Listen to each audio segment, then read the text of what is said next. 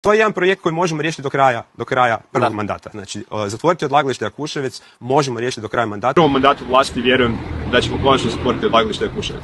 Ponašamo se poput pijanih milijardera. Povećat ćemo recikliranje, stvorit ćemo Jakuševac. Unaprijedit ćemo mrežu vodoopskrbe i odvodnje. Ojačat ćemo i unaprijediti javni promet u Zagrebu. Radit ćemo javne stanove za najam kako bi poboljšali pristupačnost stanovanja u Zagrebu. U kampanji gdje je rečeno u jednom od preseljavanja najmanje da ćete spriječiti nove prijave za tu mjeru, ali da u stečena prava nećete dirati. To ste jasno rekli, 24 sati preseljavanja, to je vaš citat.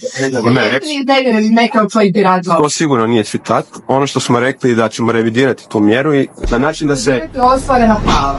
Ne, nismo to rekli. Znači ovo isto tako kao što znate nisu stečena prava jer se ne temelje na nikakvom zakonu. Ostvarena prava, ostvarena prava. Ali nećemo dirati znači što se tiče postojećih prava. To sigurno nije citat.